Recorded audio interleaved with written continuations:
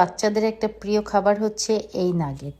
এই নাগেটটা যদি আমরা বাইরে থেকে না কিনে একদম অল্প খরচে ঘরেই বানিয়ে নিতে পারি তাহলে কিন্তু বেশ স্বাস্থ্যসম্মত হয়। যদিও আমার বাসায় স্কুলগামী কোনো ছেলে মেয়ে নাই, আর স্কুলে টিফিন দেওয়ার জন্য এটা কিন্তু অনেক ভালো একটা জিনিস।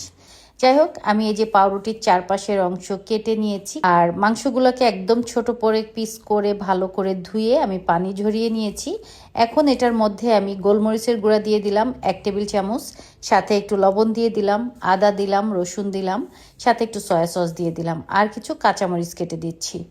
এই তো এগুলো দিয়ে আমি এটাকে ব্লেন্ডারে মুখটা বন্ধ করে এখন আমি কিছুক্ষণ এটা ব্লেন্ড করে নিব। দেখেন, জাস্ট এইভাবে ব্লেন্ড হয়ে যাবে, সামান্য দানা দানা থাকবে। তো জিনিসটা আসলে দেখেন, দেখেই বুঝতে পারছেন যেটা কেমন হবে। তো যাই হোক, আমার এভাবে ব্লেন্ড করা হয়ে গেল। এভাবে কিন্তু আমি এক এক করে সব মাংসগুলোকে এক এক করে কিন্তু আমি এভাবে একদম মিহি ব্লেন্ড করে নিব। আর ওই যে আমি ব্রেড কাম করে রেখেছি ওটাও কিন্তু আমি এখন ইউজ করব। অনেকে অবশ্য পাউরুটিটাকে মাংসের সঙ্গে দিয়ে একবারে ব্লেন্ড করে নেয়, কিন্তু আমার কাছে আসলে এইভাবে করলেই সুবিধা হয়। তো এইভাবে আমার কাছে মনে হয় যে পরিমাণটা খুব ভালো বোঝা যায় যে কতটুকু মানে পাউরুটির গুঁড়া আমি এটার মধ্যে মিশাবো, যার জন্য আমি এইভাবেই দিয়ে থাকি। আর এখানে আমি 3 টেবিল চামচের মতো সয়াবিন তেল দিয়ে দিয়েছি, এতে আসলে এটা খুব জুসি হবে।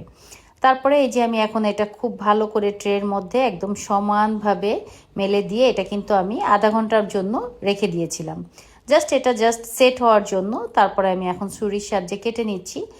তো এই তো এভাবে আমি দিয়ে সবগুলো একসঙ্গে বানিয়ে নিয়েছি। এখন আমি ব্রেড কাম নিয়েছি, আর এই কালারের ব্রেড কাম দিলে কিন্তু আসলে দেখতে বেশি ভালো লাগে। আর ঘরে যদি বাচ্চারা থাকে তাহলে তাদের টিফিন দেওয়াতে খুবই কাজে লাগবে। তাছাড়াও যে কোনো সময় গেস্ট আসলে হুটহাট করে ভেজে দিতে পারবেন, বিকালে চায়ের সাথে নাস্তা খেতে পারবেন। তো আমার মতো যদি আপনাদের ভালো লাগে তাহলে আপনারা এইভাবে বানিয়ে বক্সে করে ফ্রিজে রেখে দিতে পারবেন।